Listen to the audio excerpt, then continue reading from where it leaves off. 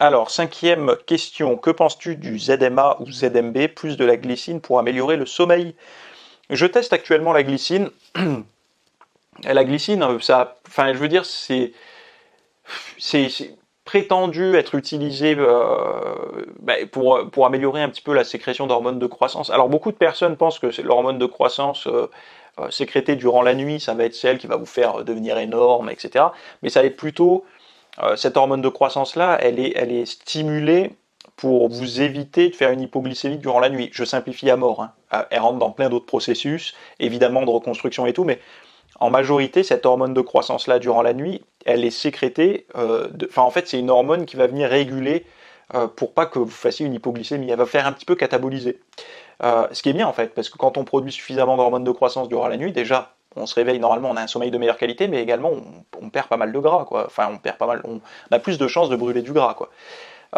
Après, la glycine est censée l'améliorer. Moi, ça sera jamais miraculeux. La glycine peut également aussi aider à la synthèse zut, j'ai perdu le mot, du collagène. Donc du coup, pour la régénération des tendons, de la peau, enfin de toutes ces choses-là, ça peut être intéressant. Après, bon, moi personnellement, je préfère le collagène pur, mais je teste la glycine actuellement, j'en prends. Est-ce que je dors mieux? J'ai pas vu forcément la différence. Pour l'instant, mis à part la mélatonine et comment on appelle ça, le 5-HTP, c'est les deux seuls compléments alimentaires que j'ai trouvé vraiment intéressants qui ont vraiment un effet qu'on ressent clairement, quoi. Même à des doses, je sais que moi la mélatonine c'était du 0,5 mg, quoi. Je prenais la dose la plus petite et j'ai coupé le truc en deux encore, quoi. Donc la mélatonine, de toute façon j'en parlais dans une des précédentes vidéos, c'est quelque chose qui est intéressant. Par rapport à la glycine plus... alors ZMB c'est ce que je prends aussi. C'est quelque chose qui... j'ai ressenti... Alors on ne ressent pas les effets tout de suite, mais au fur et à mesure des prises, au fur et à mesure des semaines, on se rend compte qu'on n'a plus forcément cet énorme crash nerveux après une grosse séance.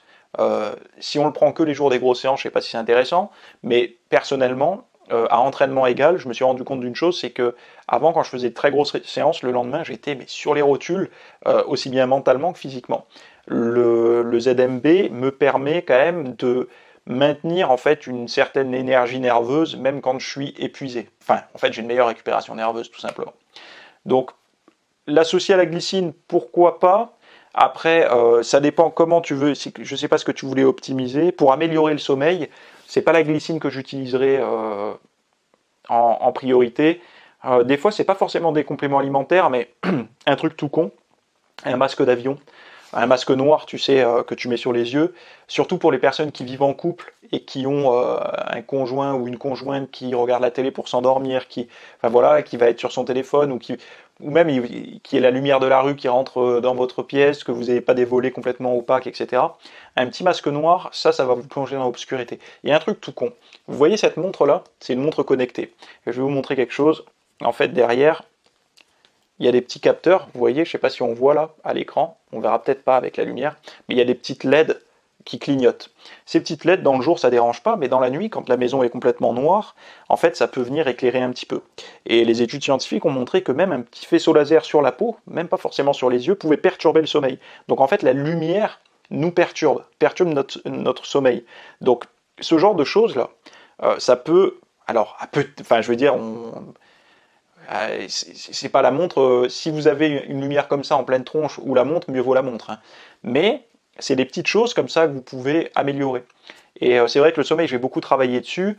Au niveau des compléments alimentaires, il y a des petits trucs qui peuvent aider comme la mélatonine et tout ça, la glycine peut-être un petit peu aussi, mais après ça va beaucoup être du style de vie. Comment vous aménagez votre intérieur, avec des lumières plutôt chaudes dans la chambre, un environnement où vous ne bossez pas dans votre chambre, c'est vraiment un environnement de détente, le moins de téléphone possible, le moins de télé possible, enfin, toutes ces habitudes-là, ça c'est les habitudes les plus connues, mais j'en détaille plein d'autres sur le site si vous voulez aller voir.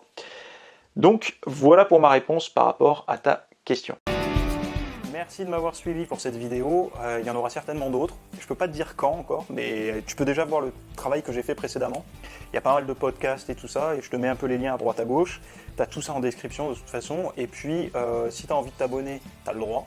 Si tu as envie de suivre mon travail, tu peux le faire, sinon écoute, tu reviens dans quelques semaines, tu tapes le nom de la chaîne et puis tu verras bien s'il y a quelque chose qui te plaît ou pas.